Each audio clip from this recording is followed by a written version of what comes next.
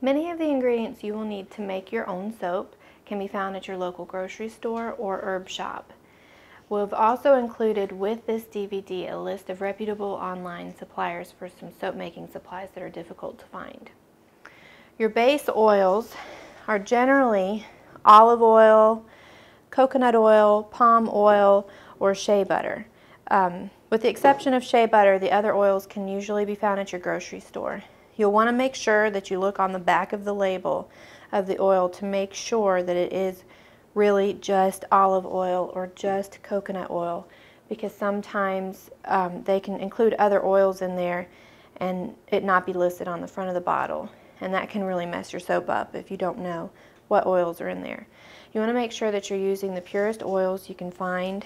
I don't recommend using oils like Crisco or lard because you really don't know what they contain. The water that you're going to use to make your soap needs to be distilled or at least filtered and purified. If you use tap water, there's minerals and different impurities in the water that can kind of do funny things when you mix it with the lye. So it's really best to use pure or distilled water, but you can use tap water if you want to. Lye is an ingredient that is becoming very hard to find because it is currently used in the manufacture of certain illegal drugs. Some hardware stores sell it with their drain cleaner. It's important that you make sure that the lye that you are using is 100% sodium hydroxide. You cannot buy a product such as Drano because it has sodium hydroxide in it and assume that it's safe to make soap with. If you can't find it at your local hardware store, it's also included in the list of online suppliers that we have for you. The really fun part about making your own soap is adding your own fragrances and your own additives to make it exfoliating or just pretty. My favorite fragrances to use are essential oils, which again can be found at any herb shop or any good health food store. Or from the online suppliers you can order fragrance oils, which are synthetic fragrances.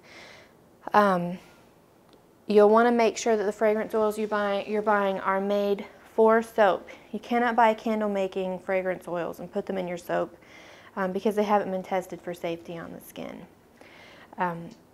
From your local herb shop or health food store, you can buy bulk herbs. Like this is lavender. It's what we'll be using today to make soap with. This is some ground pumice that you can find at some places. And then this is a little bit of oats that I've just ground up myself here at home that makes a great additive to soap. Coloring soap is a lot of fun. Many of the online retailers that are listed on our manual sell the FD&C colorants or the mica colorants. I prefer not to use them because some people regard them as toxic and not safe for use on children. I prefer to use herbs and other natural colorants. This is a natto seed. It'll turn your soap orange or yellow. This is alkanet root powder. It actually does a purple color. This is natural indigo powder for turning soap blue. And this is cranberry fruit fiber. Kind of gives it a little pink tint.